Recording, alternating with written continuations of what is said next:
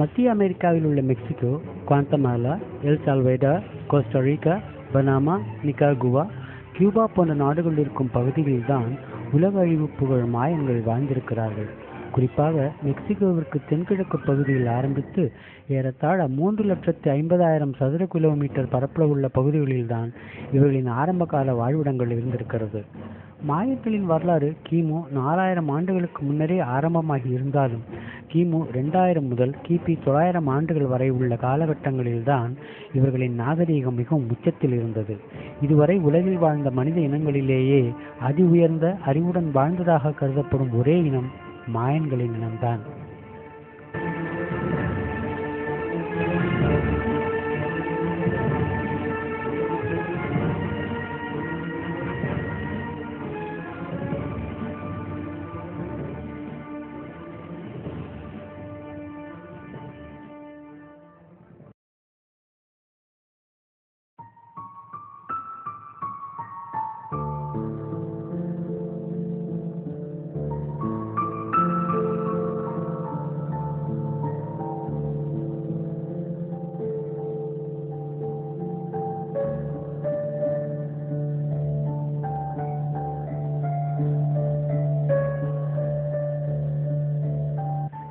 மாயன் காலங்களிலேயே உலகில் உள்ள பல இனத்தவர்கள் வானத்தில் உள்ள நட்சத்திரங்களின் நகர்வுகளையும் கோள்களினது நகர்வுகளையும் கவனித்தே வந்திருக்கிறார்கள். எனினும் மாயன்கள் அவற்றை வெறும் வானசாஸ்திரமாக மட்டுமே பார்க்காமல் வானவியல் என்னும் அறிவியல் நோக்குடனேயே ஆராய்ந்திருக்கிறார்கள்.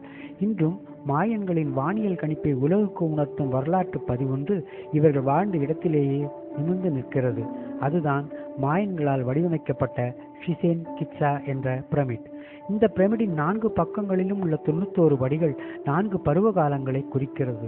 ஒவ்வொரு பக்கத்திற்கும் தலா 91 படிகள். ஆக மொத்தம் படிகளின் எண்ணிக்கை 364.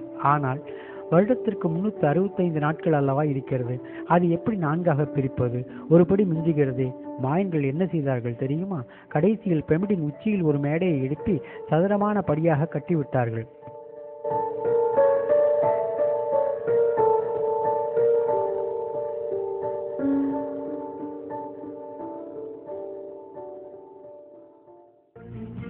வானத்தை ஆராய்வதற்கு என்று மாயன்கள் அக்காலத்திலேயே அவதானிப்பு நிலையம் ஒன்றை கட்டியிருந்தாலும் அந்த கட்டிடம் நவீன காலத்து அவதானிப்பு நிலையத்துடன் பொருந்தும்படி கட்டப்பட்டிருந்ததுதான் சரித்திர ஆராய்ச்சியாளர்களுக்கு மிகுந்த வியப்பை அளிக்கிறது.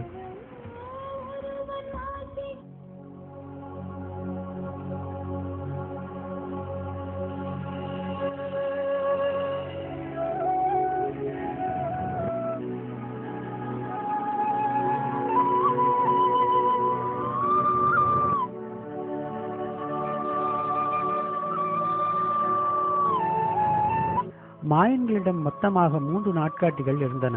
அந்த 3 நாட்காட்டிகளில் ஒன்று 260 நாட்களை கொண்டது, இரண்டாவது 365 நாட்களை கொண்டது. இதை தவிர மிகப்பெரிய சுற்றை கொண்ட மேலும் ஒரு நாட்காட்டியை அவர்கள் உருவாக்கியிருக்கிறார்கள். மாயன்கள் 260 நாட்களை கொண்ட நாட்காட்டியின் ஒன்றுடன் ஒன்று இணைந்து 2 சக்கரங்கள் முறையே 13 பிரிவுகளையும் 20 உட்பிரிவுகளையும் கொண்டதாக இருக்கிறது. இந்த 2 சக்கரங்களும் முழுமையாக சுற்றும் போது 260 நாட்கள் முடிந்திருக்கும். இதை போல 365 நாட்களை கொண்ட பெரிய சக்கரமுள்ள மற்றும் ஒரு 2வது நாட்காட்டியையும் மாயன்கள் படைத்திருக்கிறார்கள். ஆனால் அவர்கள் அத்துடன் விட்டுவிடவில்லை. இந்த 3 சக்கரங்களையும் ஒன்றுடன் ஒன்று இணைத்து முழுமையாக சுற்றி வரக்கூடிய மற்றும் ஒரு நாட்காட்டியையும் உருவாக்கியிருக்கிறார்கள். மாயன்களின் அதி புத்திசாலித்தனத்தை இந்த உலகிற்கு தெரியப்படுத்தியது இந்த நாட்காட்டி தான்.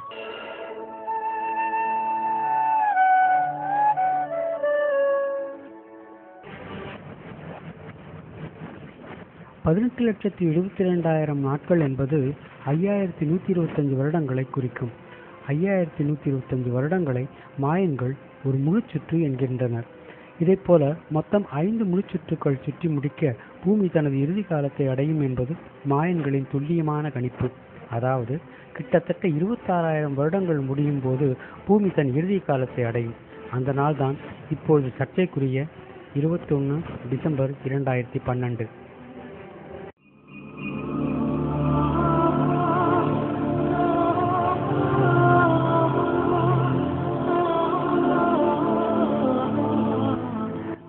நாம் இருக்கும் பால்வெளி மண்டலம் தட்டையான வடிவில் மட்டுமே அல்லாமல் ஒரு விசிறி போன்ற அமைப்பில் இருக்கிறது.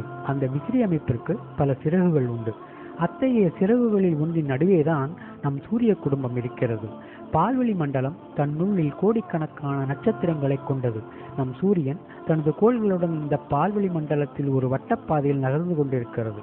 சூரியன் பால்வெளி மண்டலத்தில் தனது நகர்வின் போது இருந்த முதலில் தொடங்கிய இடத்திலிருந்து ஒரு சுற்று சுற்றி மீண்டும் பழைய இடத்திற்கு வருவதற்கான காலம்தான் 26,000 வருடங்கள். மாயன்களின் நாள்காட்டிகளின் மொத்த சுற்றுகளுக்கு எடுக்கும் 26,000 வருடங்களும் பால்வெளி மண்டலத்தின் பழைய அச்சை அடையும் காலமும் ஒரே நாளில் முடிவடைகிறது. அந்த நாள்தான் 21 டிசம்பர் 2012.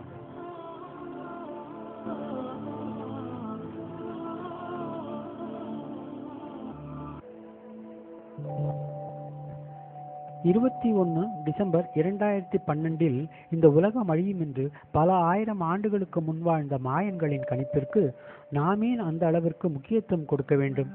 அவர்களை பொறுத்தவரை அந்த நாளோடு அவர்களின் நாள் காட்டி முடிந்து விடுகிறது. அவ்வளவுதானே என்று நாம் நினைக்கவும் செய்யலாம். கணினிக்கு 2 குறியீடுகள் தான், ஒன்று 0, மற்றொன்று 1. அதற்கு முன் நாம் 10ஐ அடிப்படையாக வைத்துத்தான் நம் கணிதம் இருந்திருக்கிறது.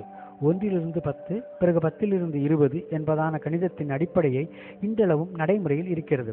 அதற்கு முக்கிய காரணம் நாம் 2 கைகளில் இருக்கும் 10 விரல்கள் தான். ஆனால் மாயன்கள் 20ஐ அடிப்படையாக கொண்டு கணிதத்தை கணித்திருக்கிறார்கள்.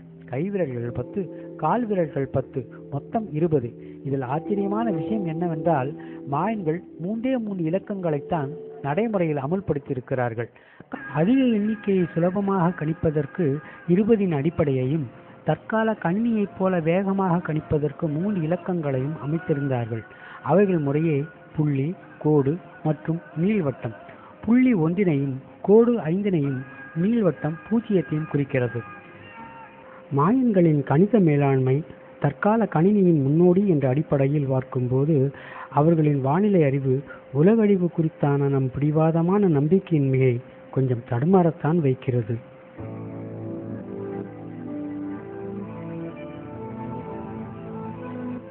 மாயன்களை பற்றிய ஆராய்ச்சியில் இது நாள் வரை அவிழ்க்கப்பட முடியாத 3 புதிர்கள் உள்ளது.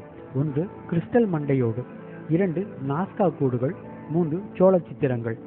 கிறிஸ்டல் என்பது மிகவும் பலம் வாய்ந்த கண்ணாடியை விட வலிமையான ஒரு மூலப்பொருள்.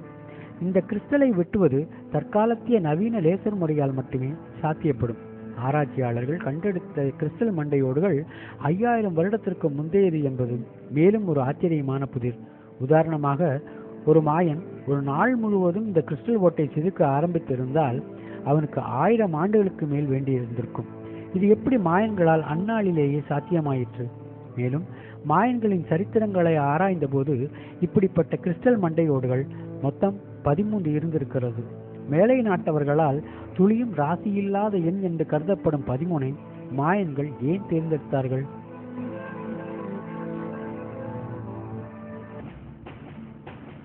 நம் கேள்விகளும் கணக்கற்று நீண்டு கொண்டே போக மாயன்களின் நாள்காட்டிக்கும் உலக அழிவுக்கும் சம்பந்தம் இருக்குமா என்று நம் அனைவரையும் கொஞ்சம் சிந்திக்கத்தான் வைக்கிறது.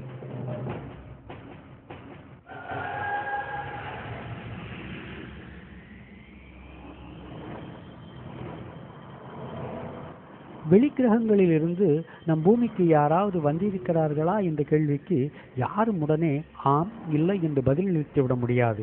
அப்படி யாரும் பூமிக்கு வரவில்லை என்ற நம்பிக்கையில் தான் நாம் நிம்மதியாக வாழ்ந்து கொண்டிருக்கிறோம். ஆனால் பூமிக்கு வெளிக்கிரகத்தவர்கள் வந்திருக்கின்றனர் என்பதை ஆணித்தரமாக கூறும் ஆராய்ச்சியாளர்கள் பெரும்பாலும் சுட்டிக்காட்டுவது இந்த நாஸ்கா கோடுகளைத்தான்.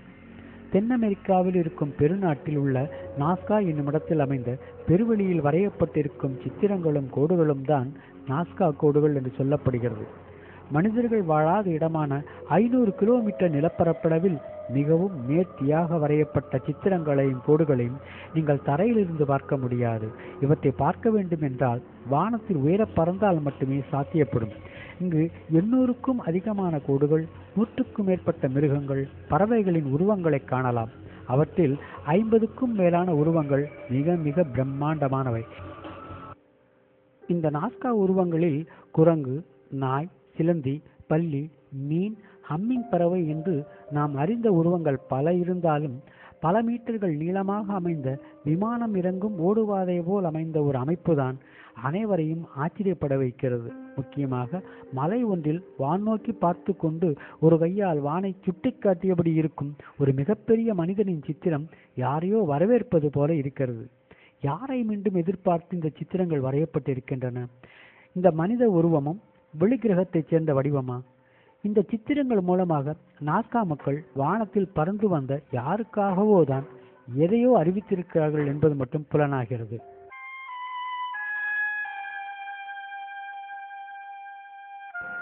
இவற்றை எப்படி வரைந்திருப்பார்கள் என்ற கேள்வி நம் அனைவரது மனதில் எழுந்தாலும் மாயன்கள் இது போன்ற சித்திரங்களை ஏன் வரைந்தார்கள் என்னும் கேள்விக்கான சரியான பதில் இது நாள் வரை நமக்கு கிடைக்கவில்லை.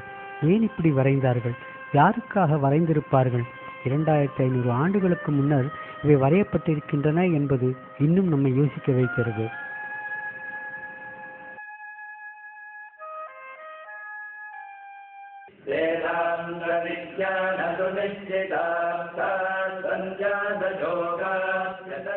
பக்தியாளர்களையும் பகுத்தறிவாளர்களையும் கூட ஒத்துக்கொள்ள செய்யும் மந்திரச்சொல்தான் மரணம். பக்திமான் தன் பக்தியால் இறந்த பிறகு ஏற்பட போகும் தகுதி நிலைகளுக்கேற்ப தன்னை முழுவதுமாக தயார்படுத்திக் கொண்டு இறப்பை எதிர்நோக்குகிறான்.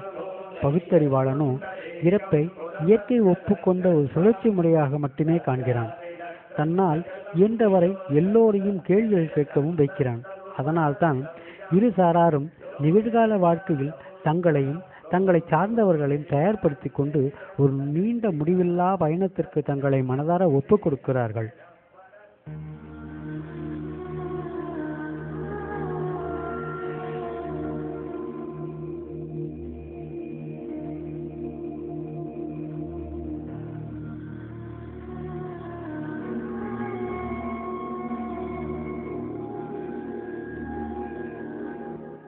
மாயன்களின் நாட்காட்டியின் முடிவு அவர்களின் வானியல் சார்ந்த பிரமிப்பூட்டும் அறிவு, அழிவிலிருந்து தங்களை எப்படி தப்பிவிக்க முடியும் என்று முன்கூட்டியே பாதுகாப்பு செயல்களில் ஈடுபட்டிருக்கும் மேலை நாட்டு மக்களின் முன்னெச்சரிக்கை நடவடிக்கை என்று இவற்றையெல்லாம் பார்க்கும்போது இந்த உலக அழிவிற்கு மாயன்களின் கணிப்பை தவிர வேறு ஏதேனும் காரணங்கள் உள்ளதா என்று ஆராயும் போதுதான் நமக்கு திடுக்கிடும் பல தகவல்கள் கிடைக்கிறது. ஒன்று, சூரியன் பால்வெளி மண்டலத்தில் உள்ள கருப்பு பள்ளத்திலோ அல்லது கருந்துளையிலோ ஒருவேளை உள்ளிருக்கப்பட்டு அழிந்து போகலாம். இரண்டாவதாக, பூமியின் புவியீர்ப்பு விசை இடம் மாறி அதனால் ஏற்படும் திடீர் காலநிலை மாறுதல்களால் பூகம்பமோ சுனாமியோ அல்லது பெருமளவில் ஏற்படும் இயற்கையின் சீற்றமோ கூட ஒரு காரணமாக இருக்கலாம். அத்தகைய மாற்றத்தால் பெரும் அளவிற்கு அழிவும் ஏற்படலாம். நாளமில்லா சுரப்பிகளும் பாதிக்கப்பட்டு பலவிதமான நோய்களால் கூட்டம் கூட்டமாக மனிதர்கள் அழியலாம். அதை தவிர பூமி எதிர்நோக்கியிருக்கும் மற்றும் ஒரு பிரச்சனை அளவிற்கு மீறிய புரோட்டான் கதிர்வீச்சும் அதனால் ஏற்படும் பல பாதிப்புகளும் தான். மூன்றாவதாக, நாசா சமீபத்தில் சூரிய குடும்பத்தின் எல்லைக்கு அருகே பூமியை விட மிக பெரிதான ஒரு கோளை கண்டுபிடித்திருக்கிறது. அதன் பெயர்தான் பிளானட் எக்ஸ். இது நகர்ந்து வரும் பாதை சூரிய குடும்பத்தை நோக்கியதாகவும் அதிலும் குறிப்பாக பூமியை நோக்கியதாகவும் இருப்பதால் நம் சந்தேகமும் அதிகம் வலுவடைகிறது. பிளானட் எக்ஸ் என்ற அந்த கோளைத்தான் மெசபடோமியாவில் அந்நாளில் வாழ்ந்து வந்த சுமேரியர்கள் நிமிரு என்று பெயர் வைத்திருக்கின்றனர். உலக அழிவிற்கு இந்த நிமிரும் ஒரு முக்கியமான காரணம்.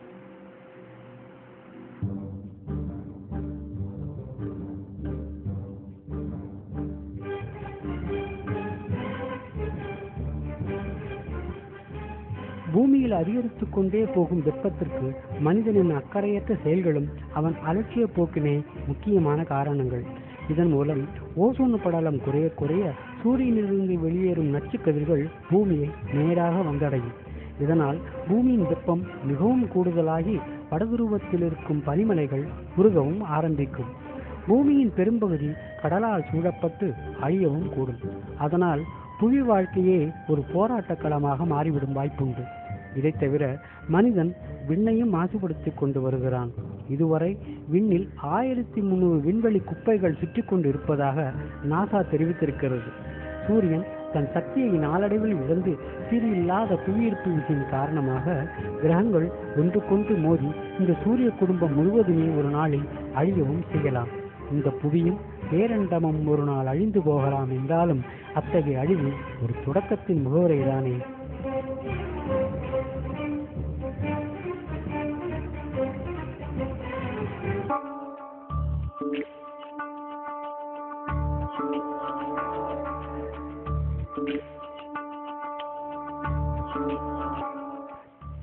இந்த உலகம் அழியுமா அல்லது அழியாதா என்ற உங்களின் யூகங்கள் ஒருபுறம் இருக்க, பல விஞ்ஞானிகள் இதுபோல் உலக அழிவு ஏற்படுவதற்கு தற்போது துளியும் வாய்ப்பில்லை என்றும், மாயன்களின் நாள்காட்டியின் முடிவு ஒரு தொடக்கத்தை தான் குறிக்கிறது என்கிறார்கள். ஆனாலும் இதை ஒரு எச்சரிக்கை மணியாக நாம் எடுத்துக்கொண்டு இந்த பூமியில் மனிதன் கொஞ்சம் கொஞ்சமாக இழந்து கொண்டிருக்கும் பசுமையை முதலில் மீட்டெடுக்க வேண்டும்.